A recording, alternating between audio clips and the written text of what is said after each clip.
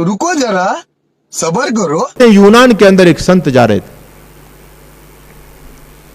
जून की दोपहरी, सूर्य तप रहा है, उसके हाथ में एक लालटेन है और जो भी उसके सामने आता है उसके मुंह के सामने लालटेन लगा करके और घूर करके उसकी तरफ देखता है।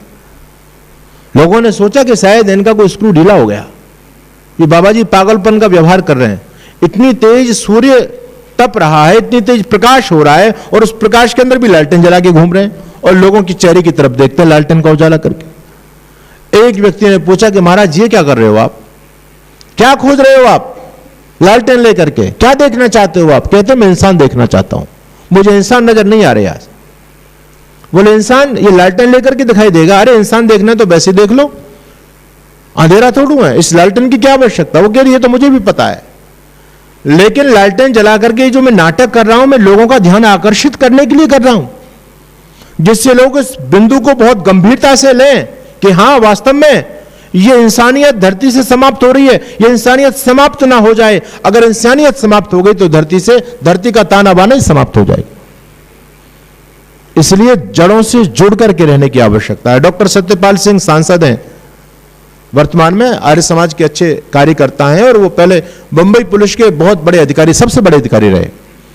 उन्होंने एक पुस्तक ली है तलाश इंसान की, पुस्तक का नाम है तलाश इंसान की। उसमें उन्होंने अपना एक जीवन की घटना दी, बड़ी मार्मिक घटना उन्होंने दी। कहते हैं जब मैं महाराष्ट्र पुलिस का निदेशक था, महानिदेशक, तो एक बार मैं दौरे पर निकला और कहते हैं रोड पर एक भयंकर एक्सीडेंट हुआ। एक नौजवान का एक्सीडेंट रोड पर हुआ, वो खून उसके सिर से शरीर से बह रहा है, वो खूनों में लथपथ तड़फ रहा है बच्चा। कुछ लोग आए जंगल से जो काम करने वाले थे, खेत नागपुर हाईवे की बात है, तो लोगों ने आकर के उसको संभालने का प्रयास किया, लेकिन लोग बेचारे गांव के, उनके पास कोई साधन नहीं, उसको डॉक्टर के पास कैसे लेकर के जाएं? गांव में कोई डॉक्टर की भी व्यवस्था नहीं। हाईवे चल रहा था तो लोगों ने वाहनों को रोकने का प्रयास किया, लेकिन कोई भी वाहन वाला रुकने के लिए तैयार नहीं। कोई गाड़ी वाला उस बच्चे को अपने गाड़ी में, कार में लेकर के हॉस्पिटल तक पहुंचाने के लिए राजी नहीं है। आखिर लोगों ने सोचा ऐसे तो उसके प्राण निकल जाएंगे। बोले अब की बार देखते हैं कोई आते हैं। तो लोगों ने बड़ा आग्रह किया, एक बाबूजी कार लेकर के आए और उन्होंने जब कार को देखा तो लोग रोड पर आगे सामने आ गए। उन्होंने कार को तो रोका, बोले क्या बात है? कहते हैं बाबूजी एक बच्चे का एक्सीडेंट हुआ है, बहुत देर से हम प्रतीक्षा कर रहे हैं, कोई व्यक्ति ले जाने के लिए तैयार नहीं है। हम आपसे इतना निवेदन करेंगे कि आप उसको नागपुर हॉस्पिटल तक पहुंचा दो और आप ये मत सोचना कि वो मेरे पीछे पड़ जाएंगे, आप केवल वहां तक पहुंचा दो, बाकी की सारी जिम्मेदारी हम आपके साथ चलेंगे, बच्चे को हम संभाल लेंगे। गांव के लोग थे, कहते आप चिंता मत करो, देखभाल हम कर लेंगे, केवल वहां तक पहुंचा दो, नहीं किसी का बच्चा मर जाएगा। बाबूजी कहते हैं मेरे पास समय नहीं है भाई, मुझे तो बहुत आगे तक जाना है और मेरा समय बहुत कीमती है, मैं ये काम नहीं कर सकता, और किसी को देखो। उन्होंने अपनी गाड़ी को बहुत तेजी से, कार को आगे बढ़ा दिया। लगभग 1.5 घंटे के सफर तय करने के बाद वो बाबूजी अपने घर तक पहुंचे। घर पर जब पहुंचे तो पत्नी ने पानी का गिलास थमाते हुए कहा आप इतने लेट हो गए आज। बेटा घर पर आया हुआ था, बहुत देर से प्रतीक्षा कर रहा था, उसको हॉस्टल की फीस जमा करने के लिए जाना था। कहता था पापा जी की कार लेकर के जाऊंगा, लेकिन आप कार लेकर के लौटे नहीं। वो मोटरसाइकिल लेकर के चला गया, लेकिन अब तक लौटा नहीं है, कई घंटे उसको हो गए।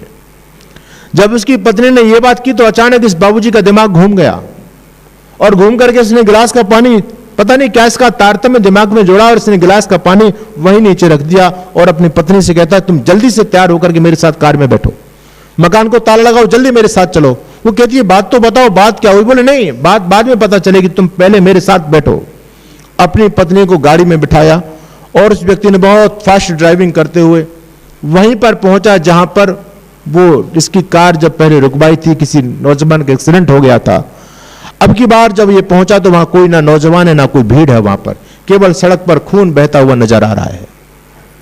इस व्यक्ति ने, जो किसान काम कर रहे थे खेत पर, उनके पास में गया और पूछा कि भैया कुछ समय पहले यहां एक एक्सीडेंट हुआ था और आप लोग बता पाएंगे वो नौजवान कितनी उम्र का था? उनकी जी बाबूजी उम्र के नौजवान लगभग 18 साल का था।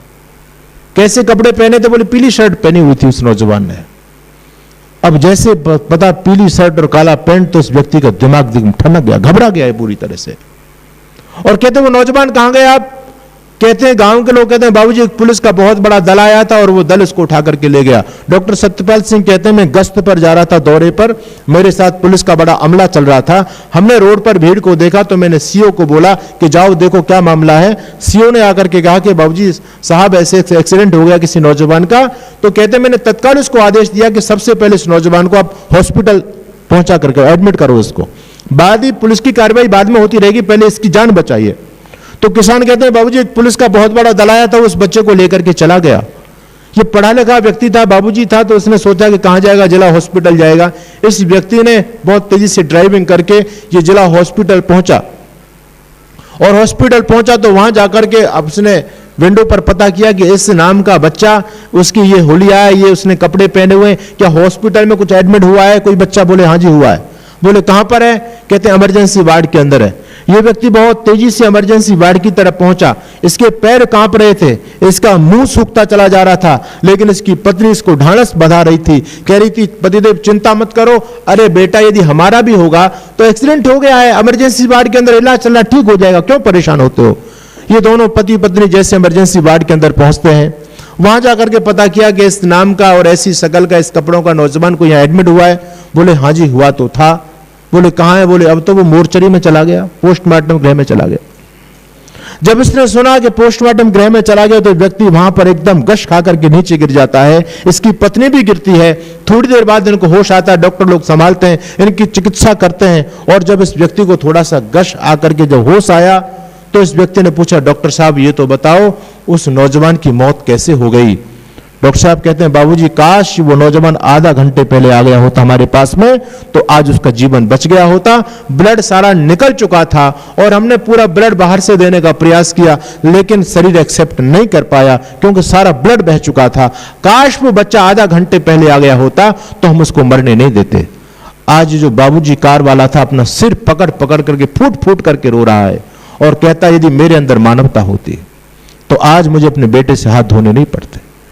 माताओं बहनों सज्जनों, वो व्यक्ति कहता है कि अगर किसी का भी बेटा होता, मानवता के नाते मैं उसको लेकर के हॉस्पिटल चला जाता तो किसी की भी मां का बेटा हो सकता था, लेकिन मेरे अंदर मानवता नहीं थी और इस मानवता के अभाव में आज मैंने युवावस्था में अपने बेटे को अपने हाथों से खो दिया।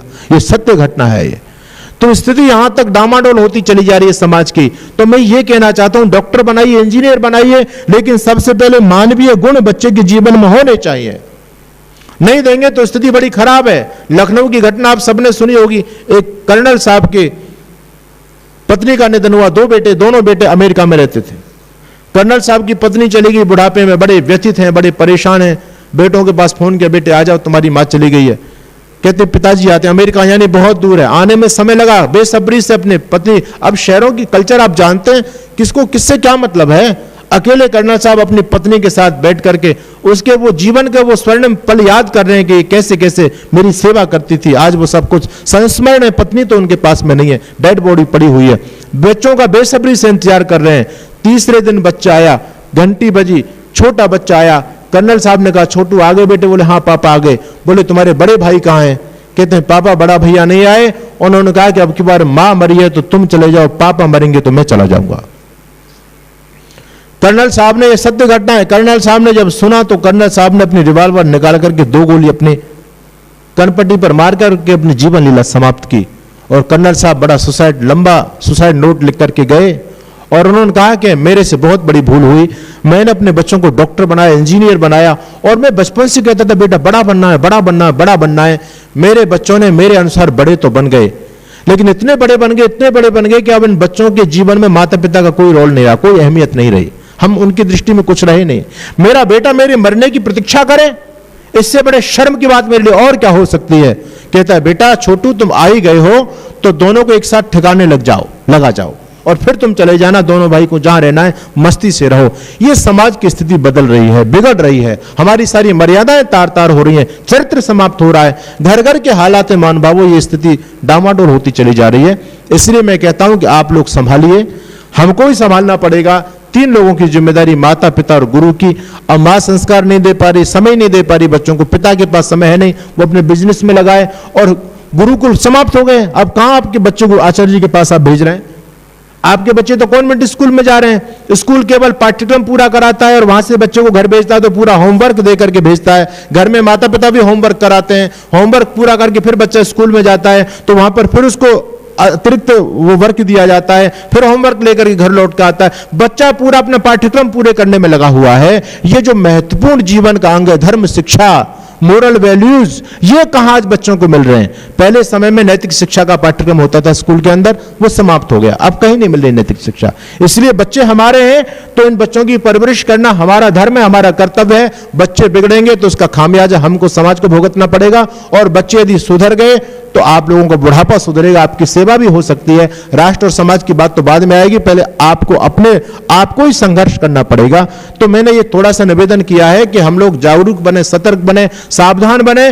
बच्चों को जरूर धर्म से जोड़ दीजिए, संस्कृति से जोड़ दीजिए, नहीं तो आपने कितनी भी बड़ी दौलत देख ली होगी।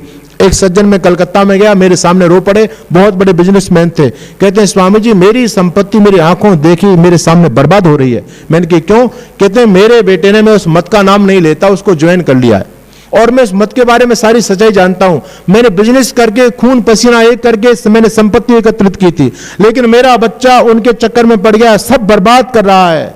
मैं फूक रहा हूं उसको देख देख करके। मैंने फूकते रहो तुमने अपने बच्चों को वहां जोड़ा नहीं, वो तो कहीं ना कहीं जोड़ेगा भाई। आपने यहां नहीं जोड़ा तो वो कहीं जोड़ जाएगा। आप यहां नहीं जोड़ेंगे तो कोई धनधन सदगुरु से जोड़ेगा, कोई राधा स्वामी से जोड़ेगा, कोई ब्रह्मा कुमारी से जोड़ेगा, कोई कहीं जोड़ेगा, कोई कहीं जोड़ेगा। इसलिए बेहतर यह है कि आप अपने बच्चों को सही जगह पर जोड़ दीजिए, जिससे बच्चों को धर्म की जानकारी, संस्कृति की जानकारी, संस्कार मिलते हैं।